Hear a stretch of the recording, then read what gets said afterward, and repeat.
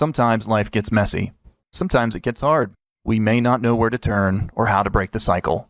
But there's good news. There is hope. Welcome to Hope Connection, a podcast connecting you with everyday people who found hope in the difficulty and tragedy of life. As they tell their stories of freedom and a better life, we trust you will find encouragement and tools to take with you on your journey. If you are looking for more resources of hope, contact the Hope Line at 888-912-6487 or email us at hopeline@ahandupministries.org. And now, we invite you to settle in and join us for this episode of Hope Connection. Hello. We're excited you have planned to join us today on Hope Connection. My name is Rex, and this is my wife, Tammy. And we're going to be doing something a little bit different today. We're going to be doing a dialogue between each other because this is our story of hope. And we chose to begin it this way because you need to know, if you're going to see us every week, you need to know our story and sort of where it came from. And we're just excited that you're here to join us today. And wow, girl, can you believe that we are here? No. No, I can't. Let's let our audience know who Rex and Tammy are. And since I'm polite, you go first, right? Okay. Yes, you're going to make me go first. Who is Tammy and Rex? Well, first of all, I have to say that I'm a grateful believer in Jesus Christ because everything else that I do hinges on that. And if that doesn't work, then the rest of the stuff doesn't work either. Absolutely. So I'm a wife to Rex. That's next cool. To me. I'm a mom and grandmother. I'm a director of finance with A Hand Up Ministries and involved in day-to-day operations of Hope House. And then along with my husband, Rex, we both lead Celebrate Recovery in Trenton. Right. Tell them a little bit more about the day-to-day stuff with the Hope House, the girls. Hope House is A Hand Up Ministries women's program, and Tammy works hand-to-hand with the director, Kelly. And so just let them know kind of what that's all about and how you fit into that. Okay. Well, I guess the best part of that is just being able to see them come in hopeless. And then as time goes on, just a light comes on and they begin to process all the baggage and the hurts and stuff that they came in with. And then as they begin to transition out of the program, just to see the hopefulness and that they're able to share that with other people. I get to see them reunited with their families, Yes. kids, and so anyway. That's awesome. So we've seen those stories, and it's a beautiful thing to be able to see restoration. You know, you don't hear a whole lot about that anymore.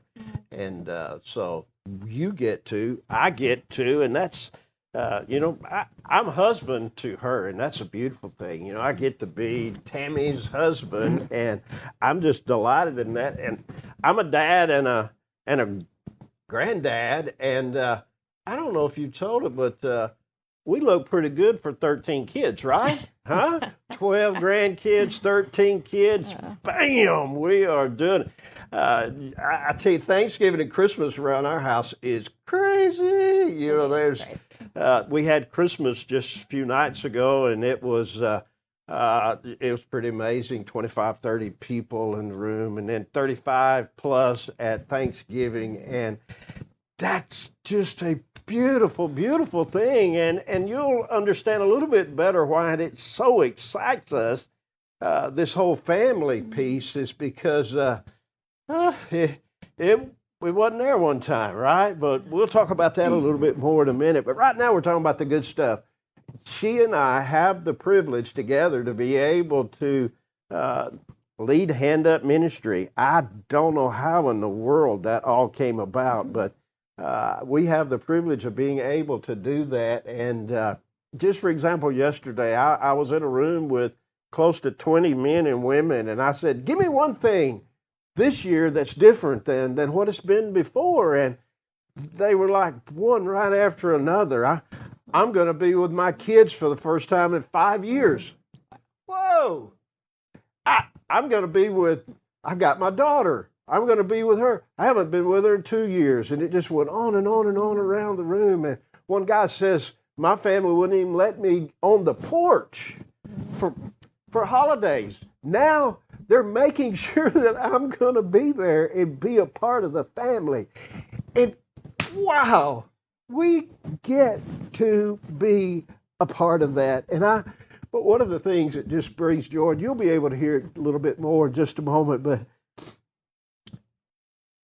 as bad as we messed it up, to hear one of our children say, when I get married, I hope my home looks like Rex and Tammi.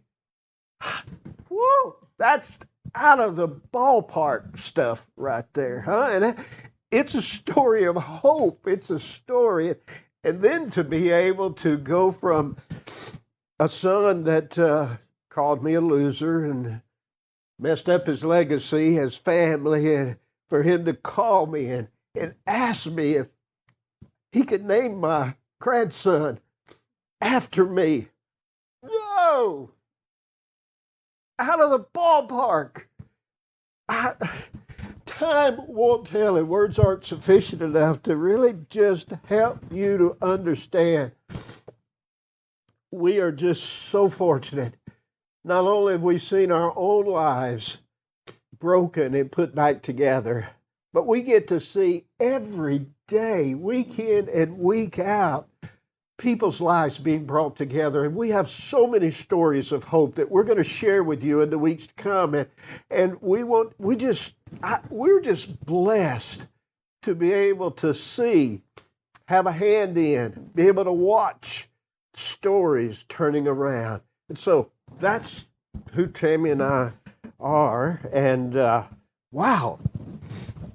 I'm just laughing because your passion is just, it's great. And I'm just thinking back to like 20 years ago because it hasn't always been that way.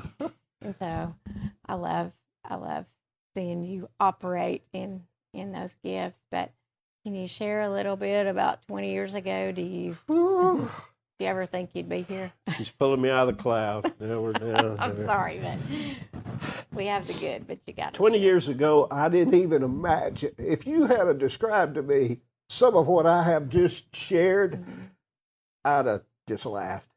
There's no way that's possible. It's not going to happen. It can't. It started a whole lot different. Tammi, can you take us where two broken people were, and they came together thinking that life was hot apple pie in the sky, and love was... Yeah, love was going to get us through it all. We had love, and that was going to fix it all. And then, reality set in, and we had blended families. And then from almost the get-go, we took on 3 new little additions to our family. They were 5, 3, and 1 at the time. And, our kids are grown and are almost there. And then we have 3 little toddlers running around, and they were wild. And we were, Understatement. It was crazy. Yes. Just we got to tell them some of the stories. Okay. Tell me about the birthday party. Oh, we were so excited. So all of our grown kids were going to spend the night, and some of them, and we were going to fix the cake in the morning. So unbeknownst to any of us, the kids, the 3 got up during the night, and they decided to make their own birthday cake. They got the cake mix and coffee and sprinkles. And they mixed it all up on the carpet. And, green shag carpet too, by the way. That's what was there. They got it all stirred together. That was... we probably don't even want to know all of the nights that we don't know about it. They got up while we were asleep. But tell them about Thanksgiving. Oh, remember that? The first Thanksgiving of all of us together. Yeah, think they got gasoline, maybe. They did get gas. And poured it on the bicycle tire. And, Yes. And got matches. Yeah. And set the tire on fire. Yeah. And it was leaning against plastic or fiberglass underpinning. And we just happened to catch it before it burnt the whole place down. And then there was the friends. One of our boys, we're sitting in the den. Tammy's sitting on the couch. She's just chilling. And one of the guys comes in. With his friend.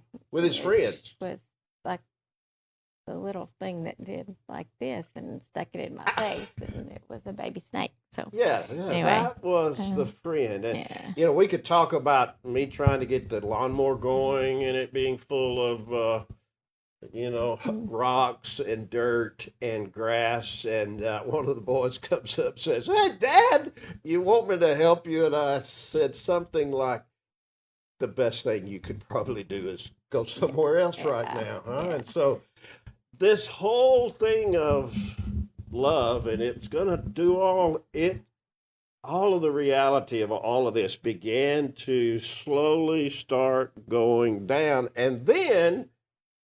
Well, those stories are funny now. They were. Living it was not really. Yeah, that wasn't real funny now. Funny, but then I had a good job. I was making really more good money than me. Well, I wasn't going to say that, but anyway, I was making good money, and the position ended. So I'd been working there 9 years, and we hadn't saved a lot. So that was a stressful time, and so it was just a lot of stressors happening at one time, and then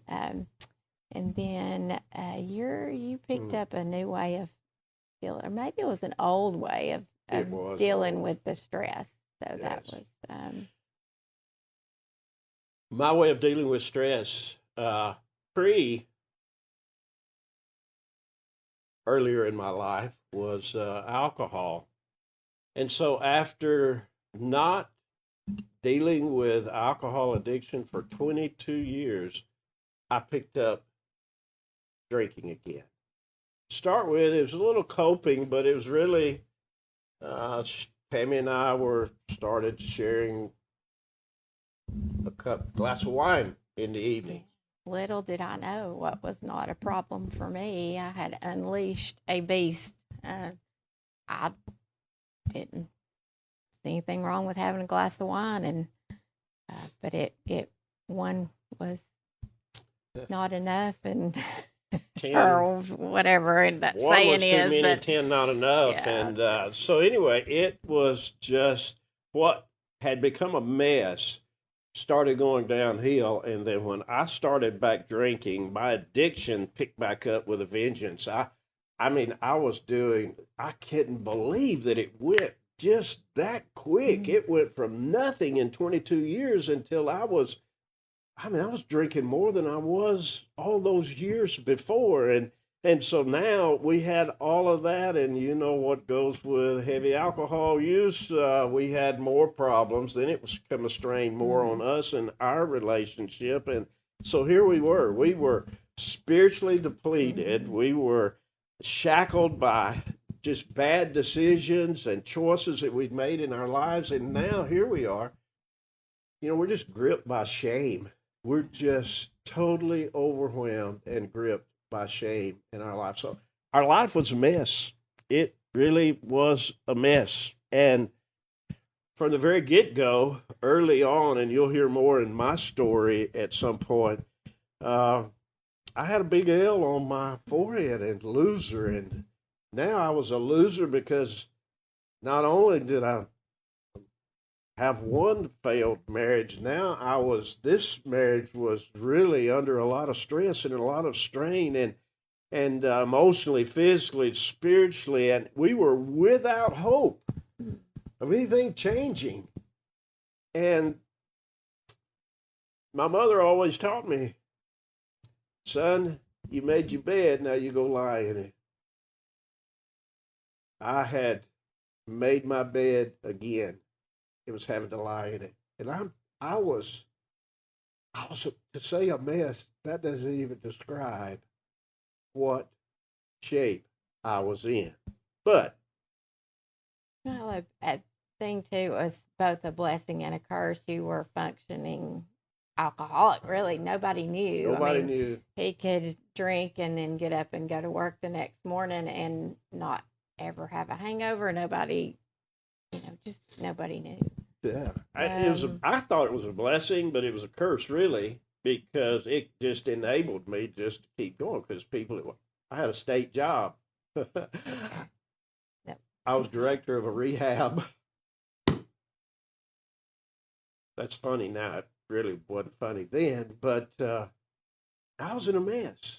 But I was a functioning alcoholic, and then things just started spiraling down until one day we woke up. We knew something had to change. Talk to us a little bit about. We weren't sure it was possible. No, I know the financial thing. We ended up doing a Dave Ramsey class, and that actually saved our finances. Maybe even our marriage, because it's no fun to argue about finances, and it was pretty bad. So that was good, and we started doing devotionals on marriage. We did a class on marriage, and things just gradually started to change. I mean, we were getting up early in the morning, having coffee and reading, and I can't really point to a specific day or week but things started turning around, and we started back to church.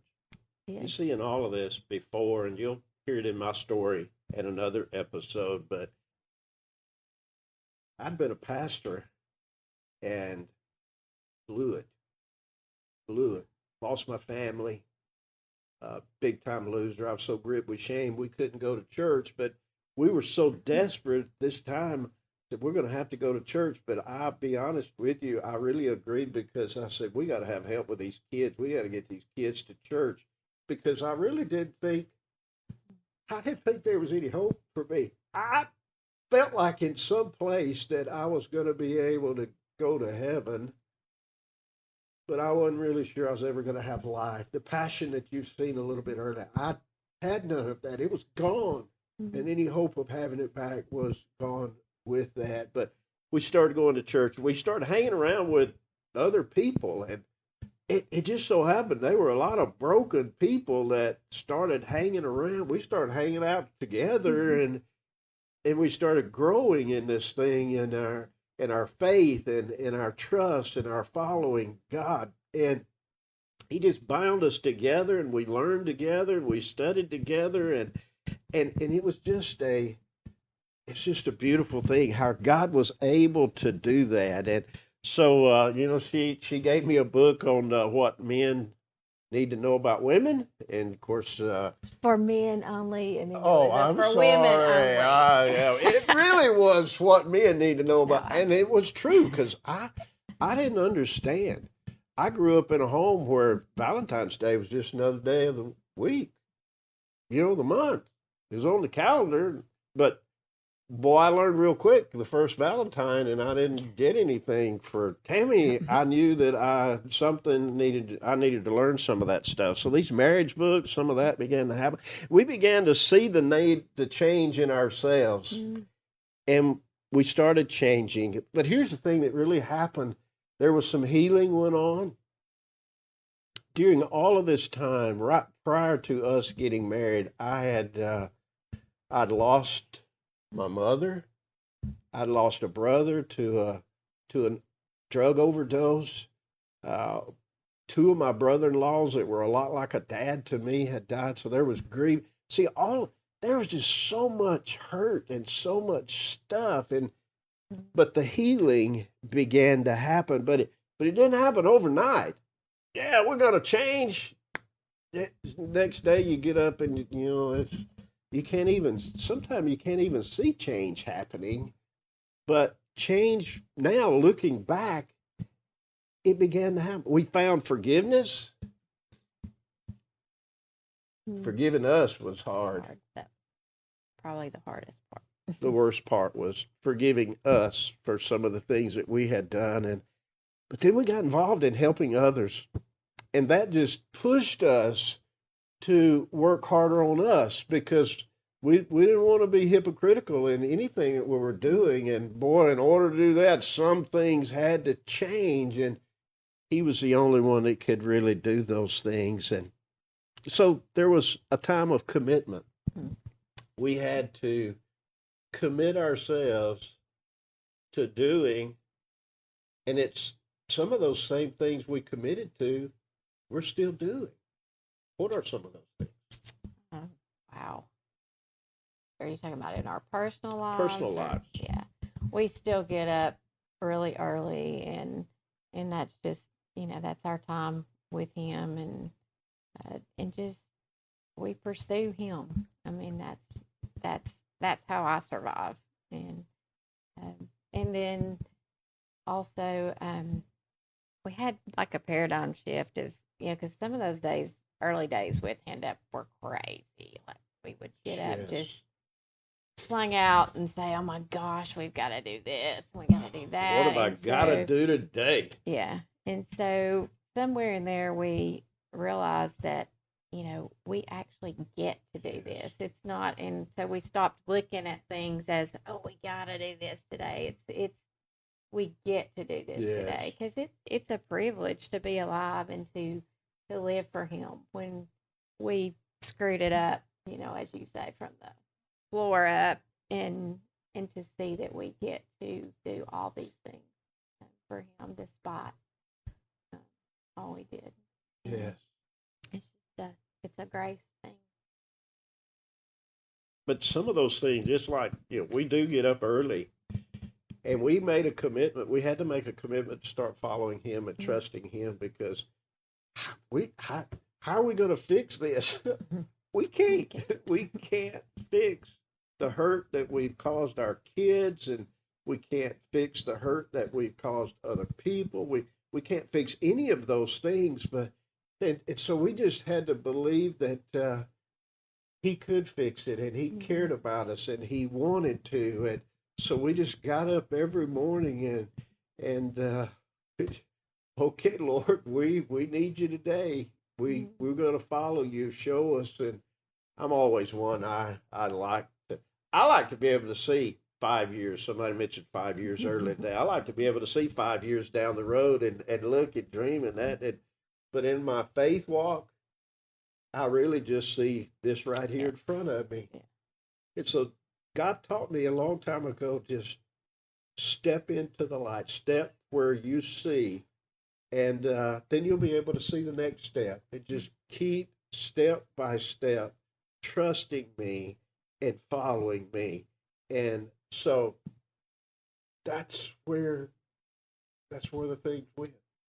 Yeah. I really got a little head on there, because I want you to take, if you can, add to, because I hope there's some people that are listening out there that have messed it up.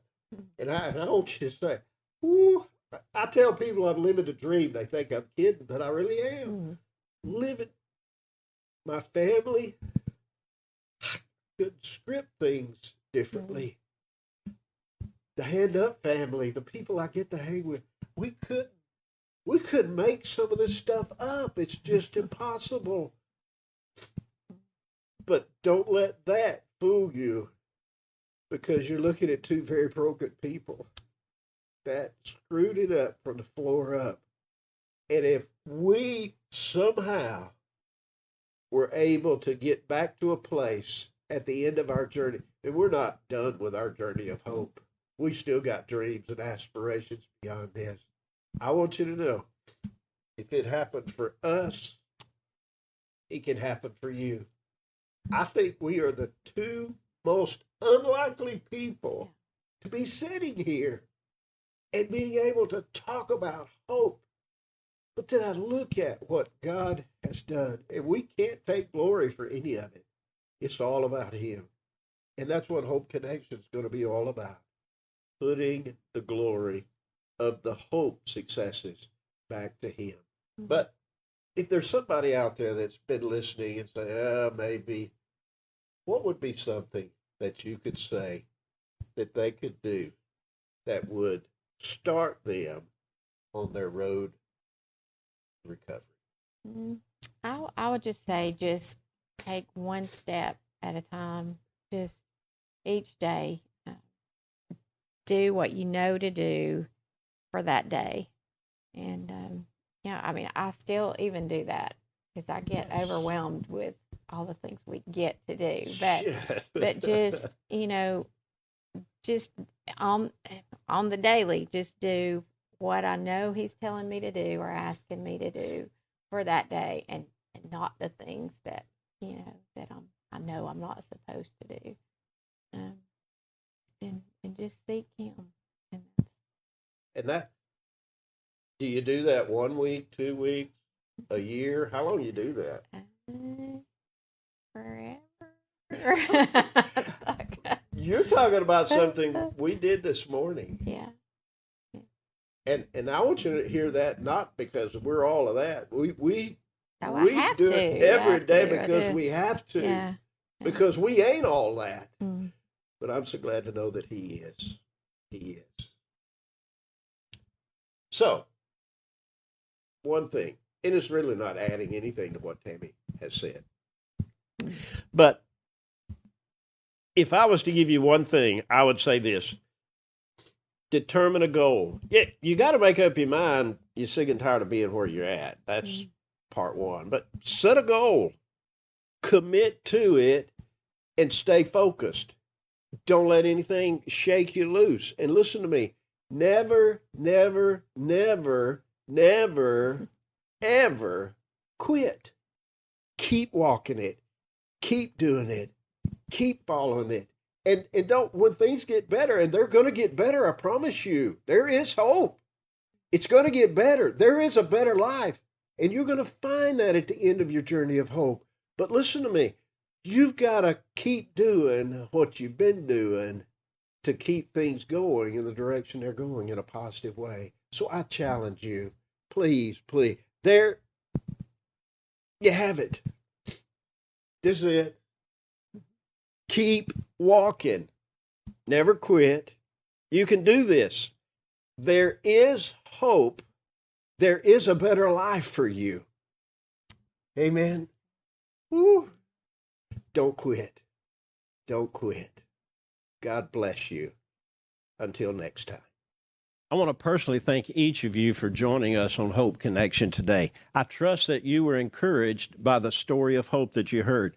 Now, I hope you'll reach out to us with your comments, concerns, questions, and also, if you'll see the number and the email address that are coming across the screen, please reach out to us. If you need someone to talk with, to walk with you, to point you in the right direction, please give us an opportunity. We would love to do anything that we can to be able to help you in this journey of hope that you are doing. Also, please help us by sharing this episode with your friends and family, either through Facebook or any other media outlet that you use. Please help us by sharing and getting the word out. And remember, there is hope.